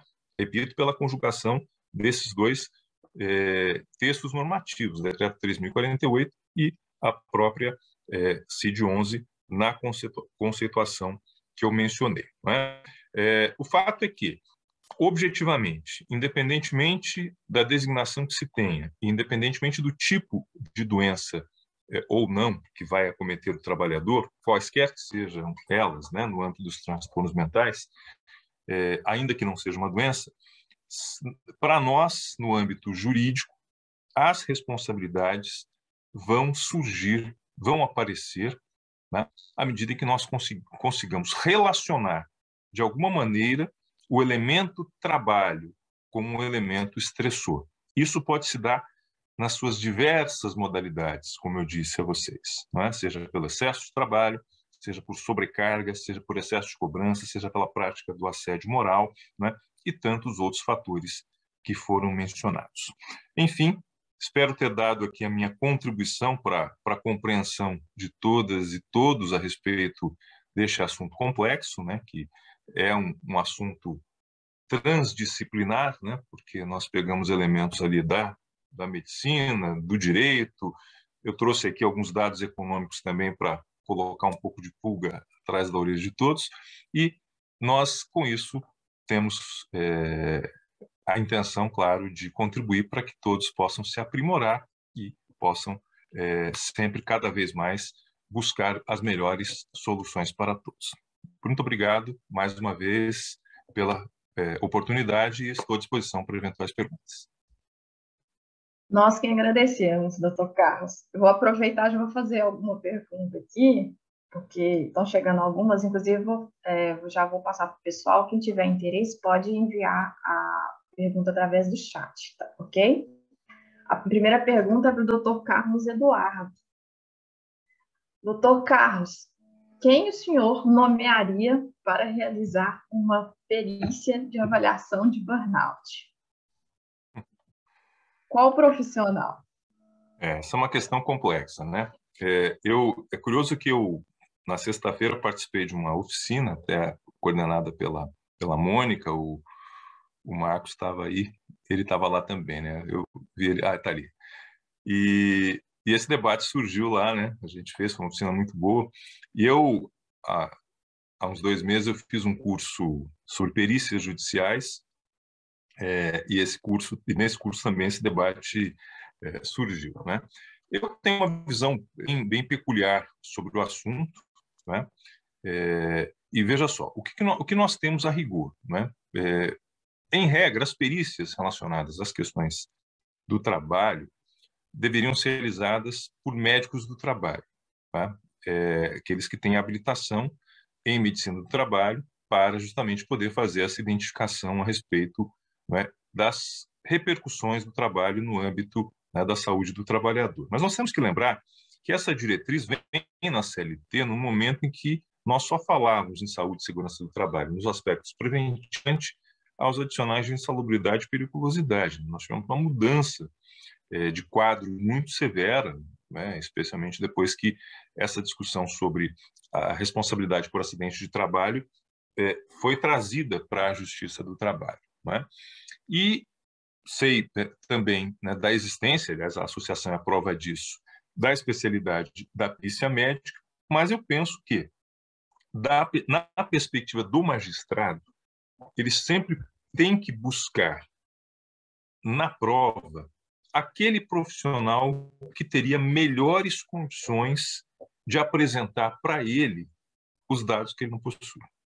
Por quê? O que é o perito para o juiz, né? O perito para o juiz representa os seus olhos e o seu conhecimento num segmento que ele não possui, né? Eu tenho lá à minha frente um conflito entre 2 ou mais pessoas em que estão debatendo uma questão técnica que envolve um conhecimento que eu não tenho. Então, eu tenho que achar uma pessoa que vai ser a minha cabeça e os meus olhos com o conhecimento técnico. Então, eu tenho que buscar um profissional que tenha uma qualificação que me atenda. E muitas vezes, nós não vamos ter um médico que seja especialista em perícia médica, que tenha, a meu ver, a devida qualificação, ainda que tenha habilitação, mas não tenha a devida qualificação, para fazer um diagnóstico de um transtorno mental. E eu estou citando o transtorno mental pela sua particularidade, pela sua especificidade. Eu estou aqui até envergonhado de falar isso na frente de 2 psiquiatras extremamente qualificados, mas nós sabemos que o quanto, né, os transtornos mentais são peculiares, são específicos e demandam efetivamente um estudo mais aprofundado, né? E talvez outros profissionais, ainda que médico do trabalho, ainda que médico perito, não tenham, né, a qualificação para isso. Eu, olhando, né, só para os slides dos 2 doutores aí, já fica muito claro isso para mim, né? Quem vai ter capacidade para fazer uma leitura desses elementos e de traduzir para mim de uma forma que eu possa dar uma decisão justa? Então, respondendo à pergunta, doutora Daniela, eu buscaria a nomeação de um médico psiquiatra, tá? Justamente por essas razões que eu pontuei. Eu destaco o seguinte: hoje nós temos uma resolução que trata desta temática, que é a Resolução 235 do Conselho Nacional de Justiça, e eu tive a honra de ser o relator dessa resolução. Eu fui conselheiro e, quando estive lá, eu fui relator desta resolução. E nesta resolução, nós colocamos um elemento específico ali, que é a formação do cadastro de peritos, que é atendendo ao comando do Código de Processo Civil. E, a partir disso, na Justiça do Trabalho, e aproveito para dar essa informação para os que ainda não têm, hoje nós temos um cadastro nacional de peritos, né? Então, o profissional que quer ser perito, ele vai ele tem que se cadastrar, porque ao juiz, em regra, não é permitido nomear um profissional que não esteja no cadastro. E com isso, hoje, o nosso sistema é um sistema integrado, chamado SIGEL, né? E ele tem ali todos os peritos cadastrados que o juiz pode contar para fazer a perícia.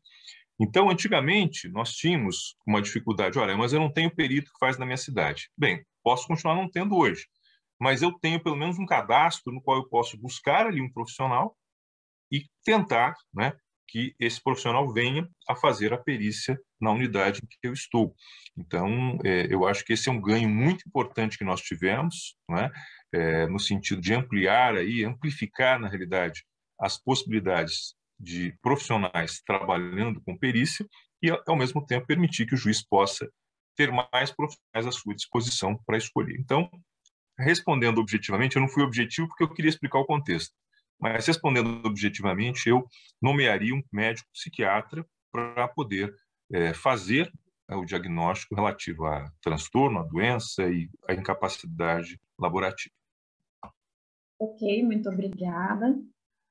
Eu queria abrir a palavra agora para o doutor Pedro novamente.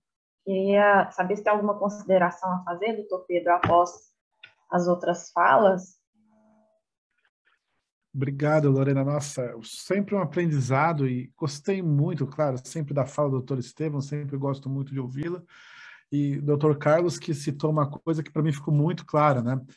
Que, na verdade, a gente fica, às vezes, numa fosforilação psiquiátrica, mas, no fundo, essa relação, independente de como a gente vai chamar, o que importa são as relações, o que importa é a questão do nexo, e o que importa é como o juiz vai ver isso. Então, eu fiquei super, super feliz de ver que, às vezes, a gente fica preocupado, mas tem que definir assim, assado, mas que, na verdade, isso já está definido em outras esferas. Então, acho que isso é super bacana.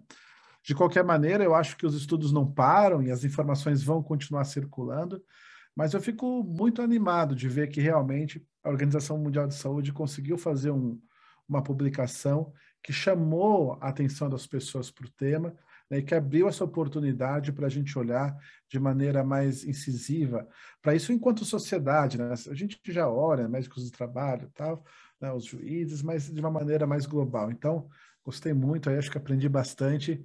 E quero, mais uma vez, agradecer a oportunidade de estar aqui.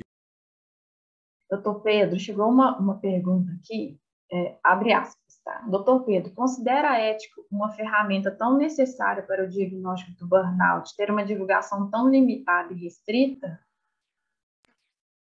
Veja, a questão é essa, né? A ferramenta da Maslach, né, o MBI, é uma ferramenta que é usada muito em pesquisa. E para pesquisa, as escalas normalmente são sempre usadas, tem muitas escalas que são pagas, etc. O que acontece, na verdade, no dia a dia, e eu sei que se recomenda, e os estudiosos do burnout recomendam que a gente use a escala da Maslach para falar no diagnóstico, mas o diagnóstico tem sido clínico, assim como em outras doenças, onde você tem escalas para te ajudar no diagnóstico, para fazer screening de doenças, mas o diagnóstico tem a ver com a questão clínica. Na verdade, hoje, o diagnóstico do burnout ele acaba sendo um diagnóstico de exclusão por outros critérios de outras doenças, e você usa, de ponto de vista clínico, a presença daqueles sintomas como algo para bater o martelo. Digo isso porque é assim que tem sido feito na prática, mas é claro que há uma recomendação, principalmente dos interessados no assunto, de que se use a escala. E a escala tem esse desastre todo, né, que o professor Estevam mostrou, né, como você pode ter tantas variáveis, como você pode ter uma escala onde todo mundo que preenche essa escala sempre terá a doença. Né? Um grande amigo meu, o professor Marcos Mendanha, que também é advogado, e é médico do trabalho, e muitos conhecem ele. Ele até a gente escreveu junto um livro, né, Desvendando o Burnout, e hoje ele vai lançar aí no nosso Congresso Brasileiro de Psiquiatria Ocupacional, que ele coordena mês que vem, um outro livro falando o contrário. Agora ele mudou de opinião. E eu acho que isso é rico, né? A gente pode mudar de opinião, a gente pode revisitar as coisas. Mas, de verdade, ainda hoje, eu acredito, e quem acredita, eu tento diagnosticar o burnout, isso tem sido feito cada vez de maneira mais crítica. Porque restringir isso a uma escala, isso eu não acho que é algo aplicável, não é algo que faz sentido, não é algo que é construtivo. Obrigada, doutor Pedro. Agora, novamente, para o Dr. Carlos Eduardo, a Andréa Silva perguntou: se alguém tem vários vínculos de trabalho e desenvolve burnout, qual dos trabalhos poderá ser responsável pelos danos existenciais?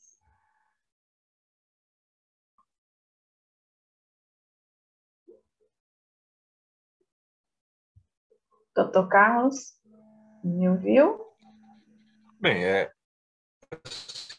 na realidade, a existência de vários vínculos de trabalho ela é muito limitada, né, dentro do nosso universo, porque como a jornada normalmente é uma jornada de 8 horas, as pessoas, em regra, se ocupam a maior parte do tempo. Mas acontece, hoje os profissionais de saúde mesmo, né, vocês sabem disso, existem pessoas que trabalham em regime de 12 por 36 e acabam tendo 2 empregos, às vezes até 3, né, dependendo da situação, plantonista e tudo mais. Então, é possível que esses professores, é muito comum, né? Os professores costumam ter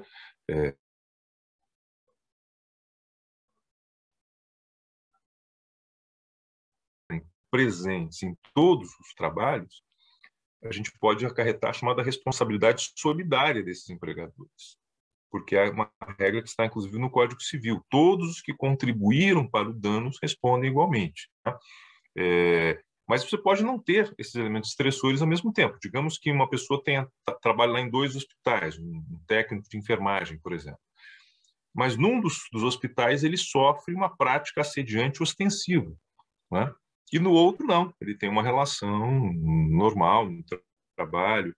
Então, no decorrer da prova, né, e aí a prova às vezes pode até ser testemunhal mesmo, né? Posso identificar que o elemento estressor estava no trabalho e não em outro, né? Então, há uma multiplicidade de situações que nos permite isso, né? Agora, se os elementos forem os mesmos, teoricamente é uma responsabilidade solidária, né?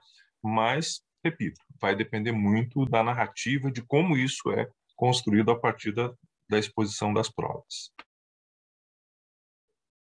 Doutor Carlos, agora outra pergunta. Sim ou não? O senhor sentiria a vontade de intimar, né, de nomear um psicólogo para fazer essa avaliação?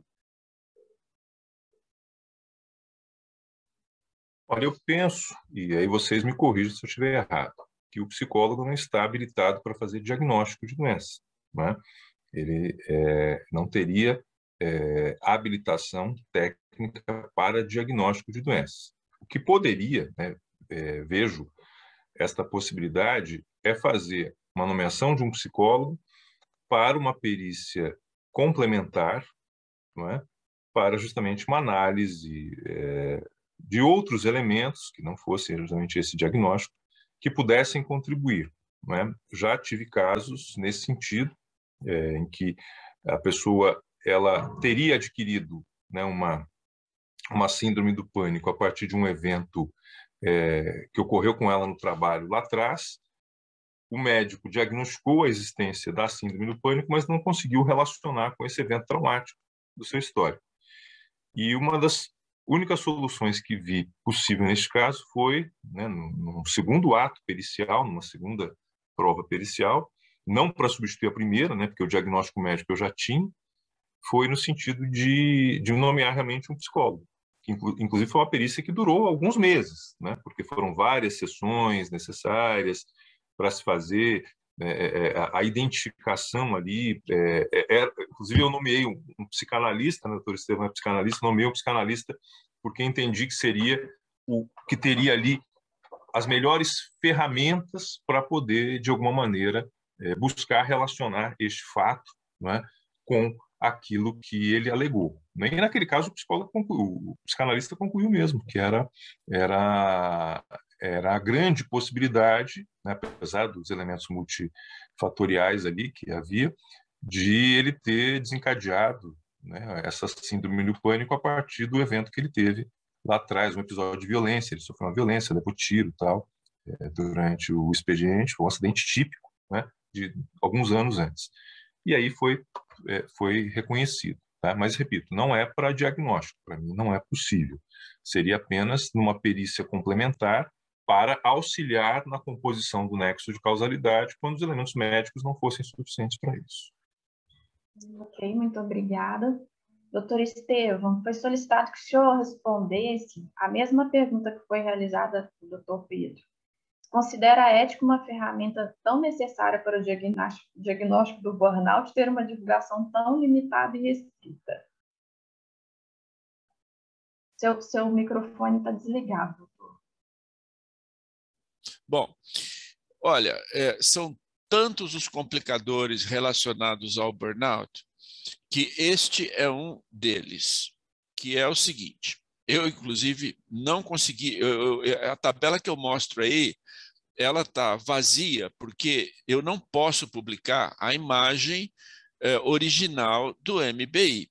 Eu estive conversando com a editora americana, eles não permitem, em hipótese alguma, que você publique, mesmo que você compre, mesmo que você pague, eles não autorizam.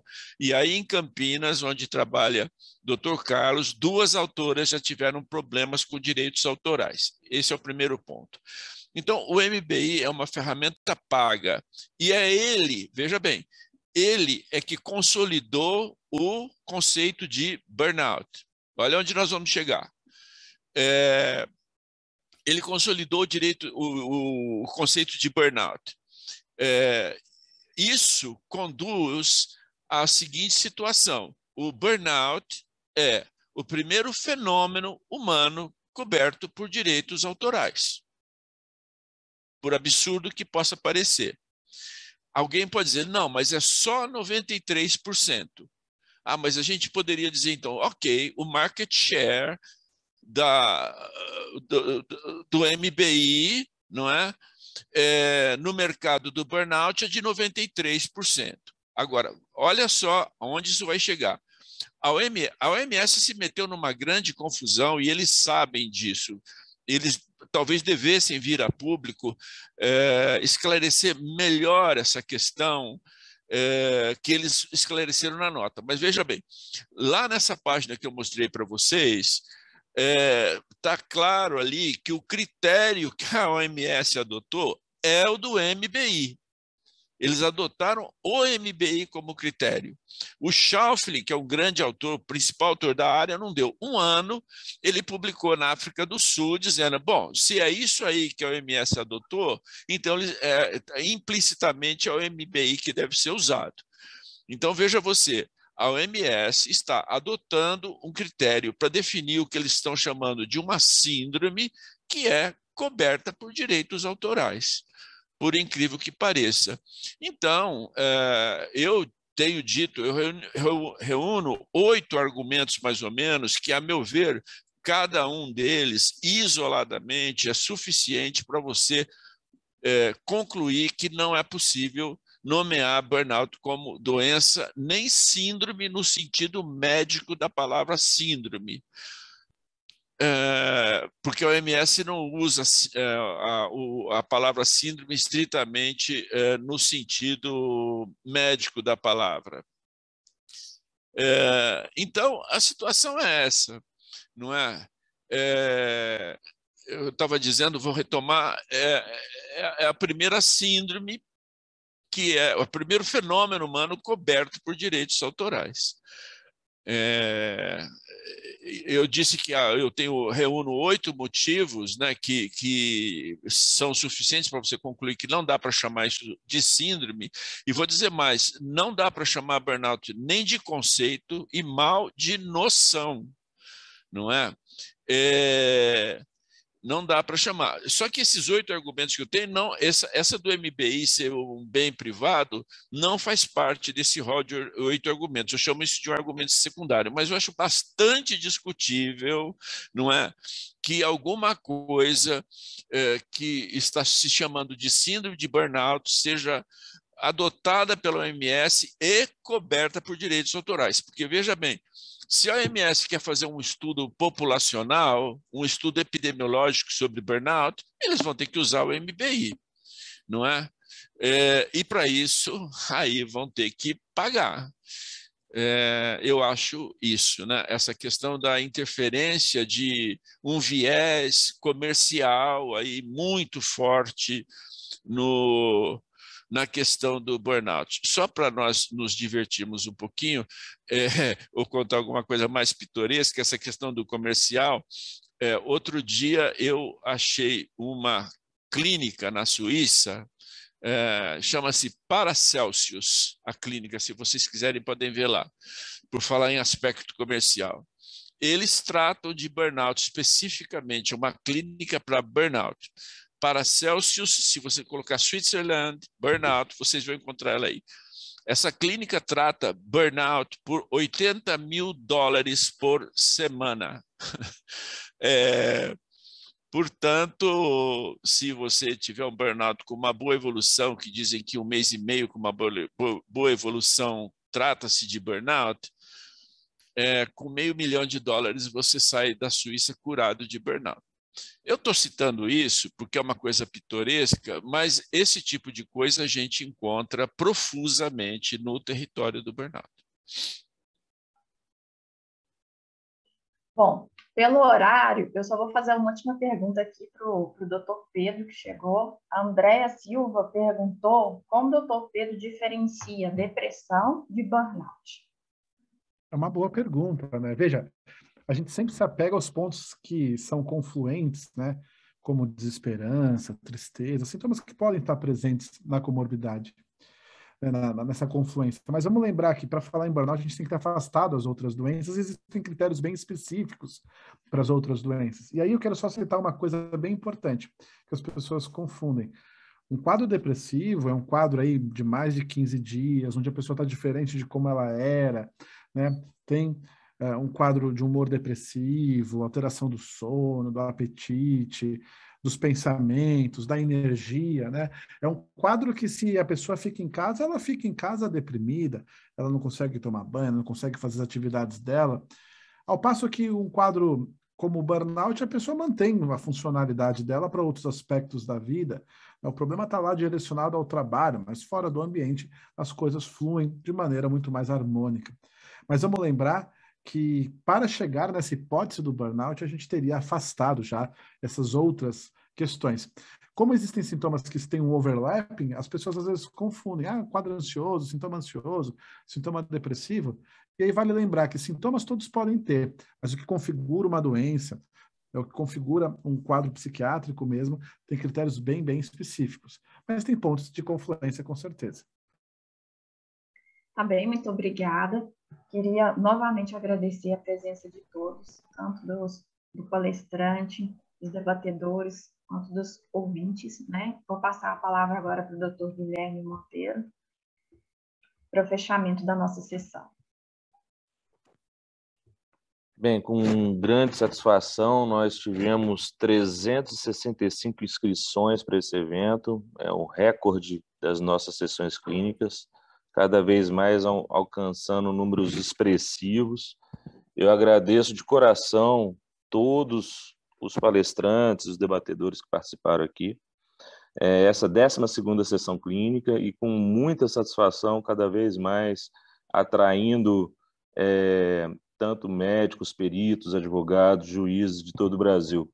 Eu acho que é fundamental a gente tentar estreitar os laços para melhorar essa comunicação entre nós, profissionais de saúde, junto com os atores do judiciário, para tentar entrar em mais convergência, né, em acordos e entendimentos que favorecem bastante a sociedade.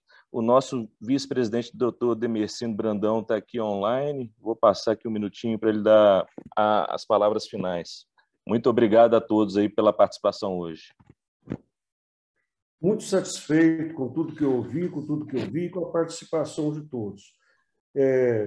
Eu quero ratificar aqui os nossos agradecimentos, a nossa gratidão. A Regional Mineira agradece muito a participação de todos, né?